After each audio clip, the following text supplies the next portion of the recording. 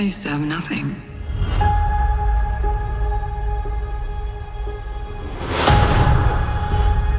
And then I got this job. This family. But nothing lasts forever.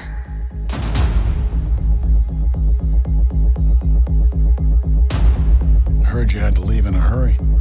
It's never easy these days. So what are you going to do? I've lived a lot of lives, but I'm done running from my past. I know you're out there. I know you know I'm out here. So we're gonna talk like grown-ups? Is that what we are?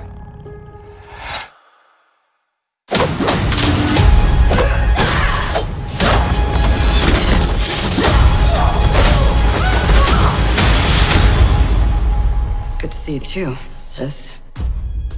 What brings you home?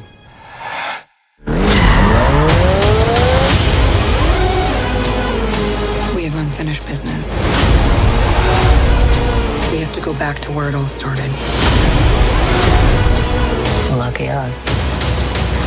One thing's for sure. It's gonna be a hell of a reunion.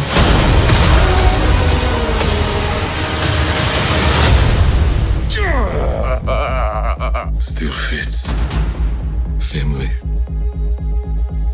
Back together again. You got fat.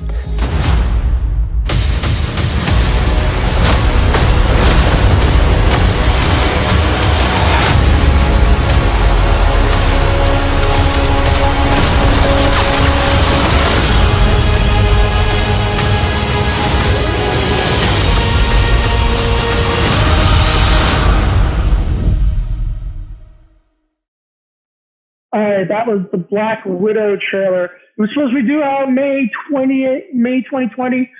Once again, delayed this summer because of unforeseen circumstances. Well, with this one, even though it's another ladies movie, I'm going, you know what? I'm going to go Brian first on this one. Give us your take on this preview and how you think it's going to go. So I'm not really a Black Widow fan. Based off the trailer, it looks good. I think that the canon of how everything is supposed to be played out within the Marvel universe. I believe this is, from what I've read, I think it's something like in between like Civil War and Infinity War. I'm not totally positive on it, but it looks good. I love Scarlett Johansson. She's got a solid catalog of movies. It looks like it's pretty, in certain shots, very CG heavy, but if the story plays out, they got the actors, they got the quality actors in place. It's just a matter of the execution. And based off of the trailer, it's hard to say how it's going to play out, but I personally have high hopes for it. Good. Sarah, what is your take on this? So I'm in the category too of I am not a massive Black Widow fan, but I do believe that there needs to be more female-led action movies, especially in the Marvel universe. There's so many people that, and also, so I have a massively hard time with prequels just because we know how her story ends. Like, spoiler alert, she ends up splooted on a bunch of rocks for an Infinity Stone. So it's kind of like you're watching it with a sense of sadness going, your brain's going to spill out in whatever time period this is. I do really hope, though, that it does well, because, again, Scarlett Johansson's really great. David Harbour also needs, I love him as an actor, and he needs a better vehicle to push his career forward than the atrocity that was Hellboy. So if this is something that shows off his acting skills even better, then more power to him. And I really honestly just hope that it does really well. Good. I completely agree that this is one of those movies that you're kind of wanting to see but reluctant to see because it's an end.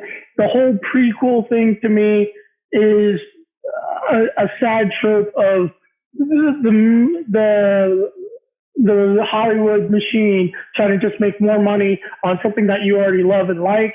And they're just trying to say, well, now we want to do this backstory about what's going on because we can't go forward anymore because we've killed off this character, but we want to actually do our due diligence. And with that bringing in of more female heroines into action movies, this is a kind of, well, we've got this great action hero, but we killed her off. What are we going to do to appease the masses?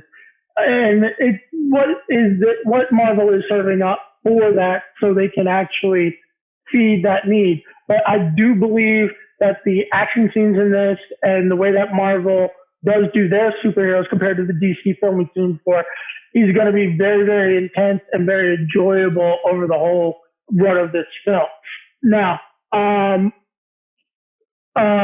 with that, I'm still wondering, because seeing even the preview and some of the other stuff that I've seen about this, even though it's supposed to be set in between Civil War and Infinity War, it kind of looks like it's a little bit of a period piece as well, being a nod back to the 90s.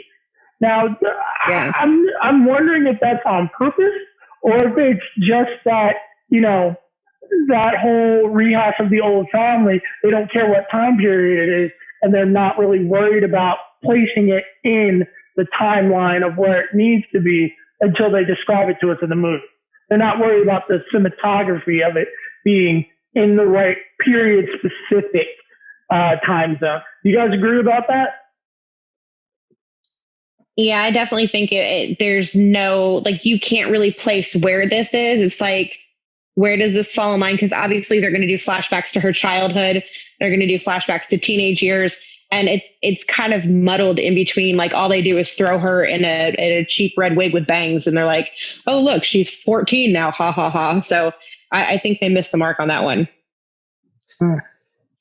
Yeah. And personally, I look back to the first Captain America. So the first Captain America, you know, there's plenty of CG in that movie as well.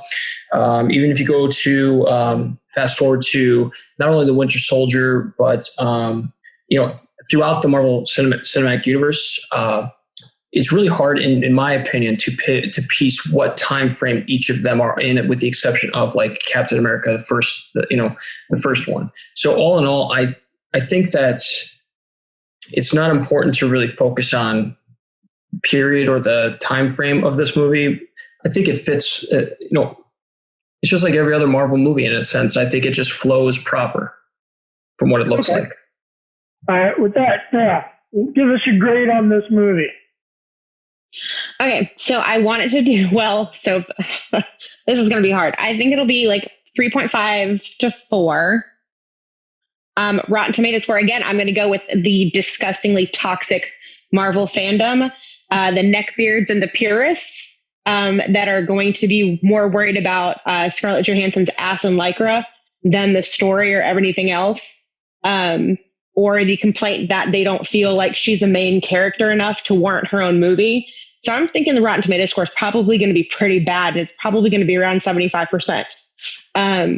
When would I see this movie?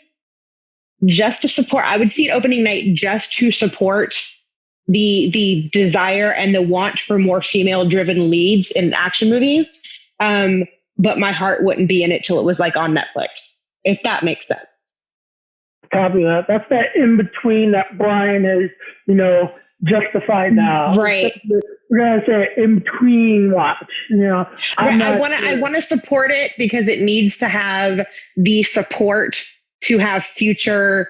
Because the Marvel universe is filled with so many amazing characters that are women, and it needs, like, especially like if they actually fix the X-Men and stop screwing that up, there's like a cornucopia of things that could happen. Yeah, I know, right? Don't go there with me. Don't go there with the X-Men. Not right now. Not on the first episode. Not the first episode. Brian, give us your take on this.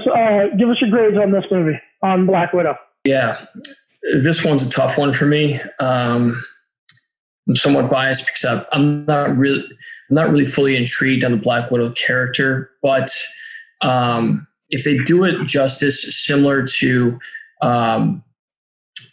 the other characters, even some minor characters that they have within the Marvel Cinematic Universe, I think this actually will probably achieve a 3.5 to a 4. Rotten Tomatoes, it's Marvel. Most things don't really get graded too low from a Marvel perspective, but this one, because it's not such, don't get me wrong, it is a female-led superhero movie, so it will get quality acclaim. I don't think a lot of people look at Black Widow as a major character like a Hulk or a Captain America or even an Iron Man, but it does have room to achieve, in my opinion, roughly around 85% in Rotten Tomatoes. Hard part about it is, how's the direction? How's the cinematography throughout the movie? How's the flow? Because if the story does wonders throughout, those other pieces have to add up, and that's just my take on it. When to watch it? I will not be going to see this on an opening night. I'm very particular as to what Marvel movies to go see on opening night. This would be most likely in the theaters, not really pressing to go into the theater, but if a friend wanted me to go see it, absolutely. Otherwise, guess what? Netflix or streaming or DVD, I'm good. Copy that. I'm going to go with 4 myself. Once again, I think it's well shot. I think it's going to be interesting to watch. I love the Marvel action scenes that they got going on.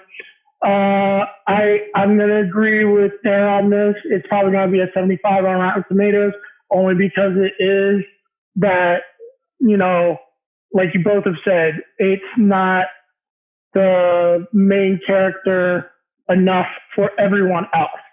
The masses aren't going to be like, I must go see this. And even on the female side, I don't think a lot of females that watch movies or particularly are even interested in action movies are going to want to see this just on the basis of what it is. It's not going to be something that's going to draw them in just because it's a movie. It might be something, like you said, that they'll drag their boyfriend to because it is an action movie and then they can enjoy it. So I think it is going to get that 75. I actually, once again, it's one of those movies that I will see in the movie theater because of the cinematography of it, how big and bold it is, and everything that's going on around and whatnot.